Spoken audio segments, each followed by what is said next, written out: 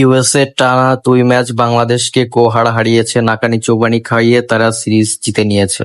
প্রত্যেকটা sports channel, প্রত্যেকটা news channel বাংলাদেশের নিউজগুলো ঢালাও করে প্রকাশ করতেছে। অবশ্য করবে না কেন, যেমন ইএসপিএন একটা international sports channel, news channel.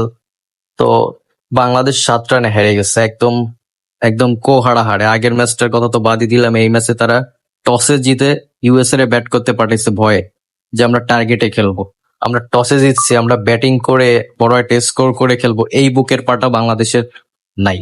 ঠিক আছে, তারা বোলিং করবে, বোলিং করে তারপর তারা টার্গেটে খেলবে। দেখেন হাহারি এক প্রত্যেকটা পোস্টে বাঙালি মানুষের যারা খেলা দেখছে বা শুনছে বা পোস্ট দেখতেছে সবাই হাহারি এক।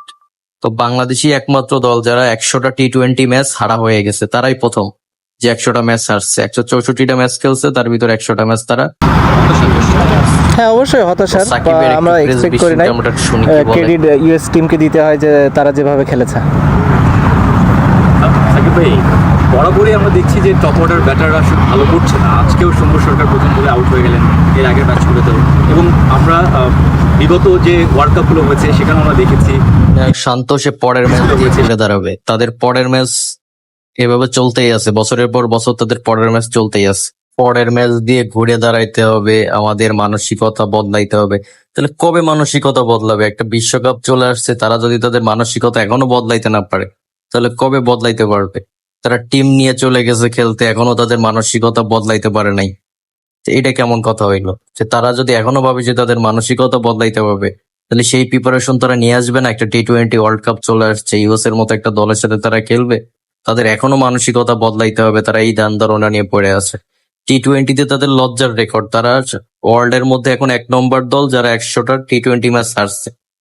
এখনো তাদের মানসিকতা বদলাইতে হবে, এখনো তারা ইউএস এর মতো একটা দলের কাছে, একটা বিকেএসপি মাঠের থেকেও খারাপ মাঠ, সেই মাঠেও তারা হারছে। টানা 2 ম্যাচ হারছে তাদের সাথে, একদম সিরিজ হারছে। এটা তো মনে হচ্ছে ওইখানে হোয়াইট হাউস হবে ওদের কাছে। কি একটা অবস্থা তাদের। বিকেএসপির মাঠও এর থেকে ভালো, সেই মাঠে তারা খেলে আসছে, জিম্বাবুয়ের সাথে খেলে আসছে এক একজন, আর এখন আইসে তারা তাদের কাছে হারে তাদের থেকে ভালো খেলছে। মানে একদম পুরো ফালতু। মায়ের দোয়া ক্রিকেট টিম হইলেও তো মায়ের দোয়া থাকে, আর এদের উপর কি অবস্থা কে জানে। ওয়ার্ল্ড কাপে পুরো হাইগে দেবে এরা, এদের হাইগা ছাড়া কোনো উপায় নাই।